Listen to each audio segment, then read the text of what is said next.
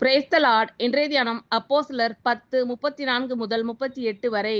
அப்பொழுது பேதுரு பேசத் தொடங்கி, தேவன் பட்சபாதம் உள்ளவர் அல்ல என்றும், எந்த ஜனத்திலாயினும் அவருக்கு பயந்திருந்து நீதியை செய்கிறவன் எவனோ அவனே அவருக்கு உகந்தவன் என்றும் நிச்சயமாய் அறிந்திருக்கிறேன். எல்லாருக்கும் கர்த்தராய் இருக்கிற இயேசு கிறிஸ்துவைக் கொண்டு அவர் சமாதானத்தை சுவிசேஷமாய் கூறி இஸ்ரவேல் புத்திரருக்கு அனுப்பின வார்த்தையை அறிந்திருக்கிறீர்களே. யோவான் ஞானஸ்நானத்தை குறித்து பிரசங்கித்த பின்பு கலிலேயா நாடு முதற்கொண்டு யூதேயா தேசமெங்கும் நடந்த சங்கதி இதுவே. நசரேயன் ஆகிய இயேசுவை தேவன் பரிசுத்த ஆவியினாலும் வல்லமையினாலும் அபிஷேகம் பண்ணினார். தேவன் அவருடனே கூட இருந்தபடியினாலே அவர் நன்மை செய்கிறவராயும் பிசாசின் வல்லமையில் அகப்பட்ட யாவரையும் குணமாக்குகிறவராயும் சுற்றித் திரிந்தார்.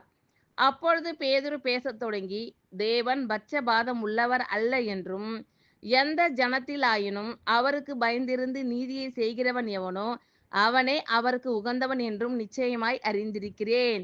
எல்லாருக்கும் கர்த்தராய் இருக்கிற இயேசு கிறிஸ்துவைக் கொண்டு அவர் சமாதானத்தை சுவிசேஷமாய் கூறி இஸ்ரவேல் புத்திரருக்கு அனுப்பின வார்த்தையை அறிந்திருக்கிறீர்களே. யோவான் ஞானஸ்நானத்தை குறித்து பிரசங்கித்த பின்பு கலிலேயா நாடு முதற்கொண்டு யூதேயா தேசமெங்கும் நடந்த சங்கதி இதுவே.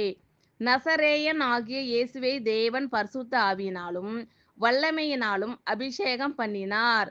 தேவன் அவருடனே கூட இருந்தபடியினாலே அவர் நன்மை செய்கிறவராயும் பிசாசின் வல்லமையில் அகப்பட்ட யாவரையும் குணமாக்குகிறவராயும் சுற்றித் திரிந்தார்.